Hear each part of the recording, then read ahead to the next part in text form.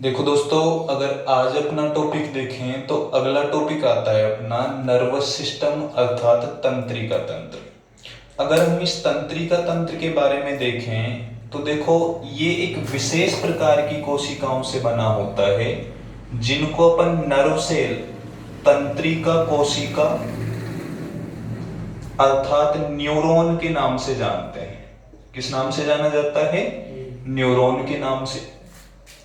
अगर हम इस न्यूरॉन से संबंधित फैक्ट देखें तो देखो, इससे कई बार प्रश्न पूछ लिया जाता है, या तो आपको न्यूरॉन के पार्ट देकर उनमें से ये पूछ लिया जाएगा कि कौन सा न्यूरॉन का भाग नहीं है, अथवा आपसे इस प्रकार से पूछा जा सकता है कि हमारे शरीर की सबसे लंबी कोशिका कौन सी होती है। तो सबसे लंबी कोशिका, लॉन्गेस्ट सेल कौन सी है? नर्व सेल अर्थात न्यूरॉन। ठीक है। अब इसके अंदर एक विशेष गुण पाया जाता है कि इसमें जो सेल डिवीजन की कैपेसिटी होती है, कोशिका के विभाजन की जो क्षमता होती है, वो विभाजन क्षमता क्या होती है? न्यूनतम पाई जाती है। विभाजन क्षमता क्या होती है? न्यूनतम होती है, और लगभग इसको हम अनुपस्थित मान सकते हैं। यानी सीधा कहें तो तंत्रिका कोशिकाओं में पुनरुद्भवन की क्षमता नहीं होगी। यानी जो अंग हमारा इस नर्व सेल से बना है तो उसमें रीजनरेशन कैपेसिटी, रीजनरेशन का अर्थ बताया था आपको डाइजेशन में कि री का अर्थ क्या है? दोबारा, और जनरेशन का अर्थ क्या है? जनरेट होना अर्थात निर्मित होना। यानी दोबारा से बनने की क्षमता क्या होगी? न्यूनतम होगी। तो हम सीधा कह सकते हैं कि जो नर्वस सिस्टम होता है उसके अंतर्गत जो ऑर्गन आ रहे हैं, अंग आ रहे हैं, उनमें से पुनः निर्माण की क्षमता, दोबारा बनने की क्षमता क्या होती है? न्यूनतम होती है। और उसका रीजन क्या पाया जाता है? क्योंकि नर्व सेल के अंदर जो सेल डिवीजन होता है वो क्या पाया जाता है? लोवेस्ट पाया जाता है। अब इसके पार्ट देखे जाएं कि कौन कौन से पार्ट पाए जाते हैं, तो हम एक अगर नर्व सेल का स्ट्रक्चर देखें तो लगभग इस प्रकार के स्ट्रक्चर के रूप में ये पाई जाती है।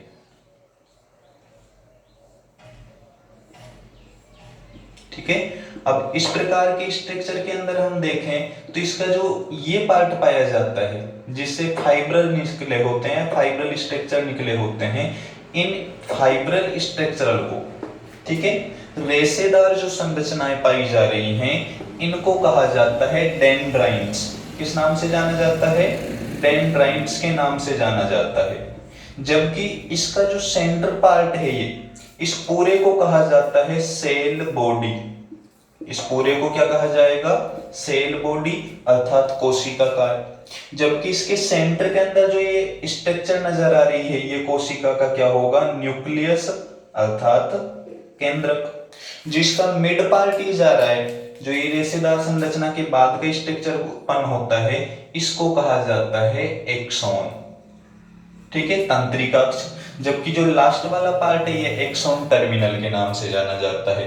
तो मेन इनमें से क्या पूछा जाता है? जैसे प्रश्न दे दिया जाए आपको कि नर्व सेल का पार्ट कौन सा नहीं है, एक मान लो आपको डेंड्राइट्स ऑप्शन में दे दिया, एक एक्सॉन पार्ट दे दिया, और एक सेल बॉडी दे दिया, और एक आपको कोई सा भी पार्ट दे सकता है। जैसे मान लो मैं यहीं पर तीन ऑप्शन तो ये हो गए, और चौथा पार्ट बोल दूं कि ग्लोमेरुलस अथवा बोमेन संपुट। अब बोमेन संपुट किसका भाग होता है? नेफ्रॉन का। जबकि ये तीनों किसके भाग हैं? न्यूरॉन के पार्ट हैं। तो इस तरह से इस स्ट्रक्चर से संबंधित प्रश्न पूछा जा सकता है। ठीक है, तो डायग्राम याद नहीं रखना है हमको, क्या याद रखना है? एक तो डेंड्राइट्स, दूसरा क्या है? एक्सॉन, तीसरा सेल बॉडी, और चौथा न्यूक्लियस। ये सभी किसके पार्ट हैं? एक नर्व सेल के पार्ट पाए जाते हैं। ठीक है, और ये नर्व सेल हमारी बॉडी के अंदर, या सीधा कहें ये नर्वस सिस्टम जो होता है, ये हमारे शरीर में क्या कार्य करता है? एक तो हमारी बॉडी के अंदर कोई भी प्रोसेस होगा, कोई भी क्रिया होगी, उसको नियंत्रित करेगा। ठीक है, और दूसरा उसको समन्वित करने की क्षमता, यानी समन्वय का जो कार्य होता है, सीधा कहें तो कंट्रोल और कोऑर्डिनेशन, ये दोनों प्रोसेस किसके द्वारा कंप्लीट होते हैं? हमारे नर्वस सिस्टम के द्वारा। यानी शरीर के अंदर नियंत्रण और समन्वय की क्रिया जो होती है, कंट्रोल और कोऑर्डिनेशन जो होता है, वो बॉडी में किसके द्वारा होता है? नर्वस सिस्टम के द्वारा। अगर यहां तक हम क्वेश्चन देखें तो आपको बताया है, सीधा पूछा जा सकता है नर्वस सेल से संबंधित फैक्ट। जैसे लॉन्गेस्ट सेल बॉडी में कौन सी है? अगर लार्जेस्ट पूछे, सबसे बड़ी पूछे, तो अलग आएगी, ठीक है। अगर आपसे सबसे लंबी कोशिका पूछे, लॉन्गेस्ट पूछे, तो लॉन्गेस्ट कौन सी होती है? न्यूरॉन होती है। इसमें विभाजन क्षमता क्या है? कम है। जब नई कोशिका नहीं बनेगी तो उस अंग का दोबारा निर्माण भी क्या होगा? नहीं होगा। इसीलिए नर्वस सिस्टम में, सीधा कहें तो अपन ब्रेन के अंदर, मस्तिष्क के अंदर दोबारा से जो बनने की क्षमता होती है, वो क्या पाई जाती है? न्यूनतम पाई जाती है, ठीक है। इसके बाद अगर हम देखें तो ये जो नर्वस सिस्टम होता है, ये 3 पार्ट में क्या होता है? डिवाइड होता है। अब देखो ये 3 पार्ट कौन कौन से आते हैं?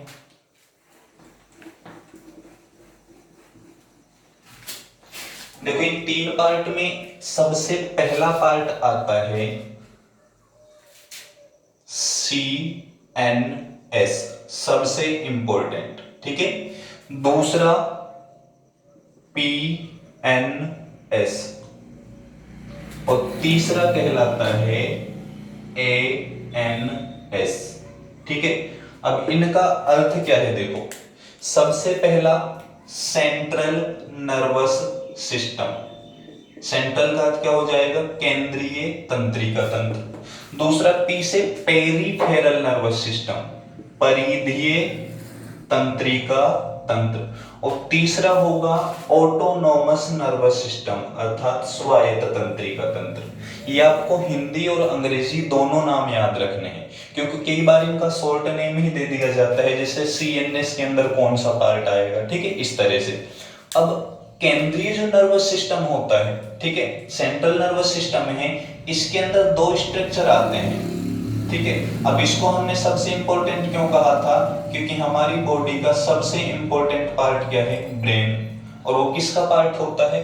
किसके द्वारा कंट्रोल किया जाता है? सेंट्रल नर्वस सिस्टम के द्वारा। इसके बाद दूसरा सबसे इंपॉर्टेंट पार्ट देखें तो स्पाइनल कॉर्ड, ठीक है, मेरु रज्जु। ये भी किसका पार्ट होता है? सेंट्रल नर्वस सिस्टम का होता है। यानी सीधा कहें तो सेंट्रल नर्वस सिस्टम 2 चीजों से बना है। एक तो क्या है? ब्रेन, और दूसरा क्या है? स्पाइनल कॉर्ड अर्थात मेरुरज्जु।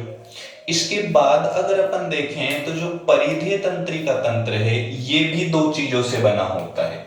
अब इसमें 2 चीजें क्या होती हैं? देखो, इसमें 2 प्रकार की सेल्स पाई जाती हैं, और वो सेल्स कौन कौन सी होती हैं? एक तो कहलाती हैं कपाल तंत्रिका। क्या कहलाती हैं? कपाल तंत्रिका। और दूसरी कहलाती हैं मेरु तंत्रिका, ठीक है। ये तो कहलाएंगी स्कल नर्व, ठीक है, या क्रेनियल नर्व भी कह सकते हैं इनको, जिनकी संख्या होती है 12 जोड़ी। और दूसरी पाई जाती है स्पाइनल नर्व अर्थात मेरु तंत्रिका, जिनकी संख्या होती है 31 जोड़ी। कितनी पाई जाती है?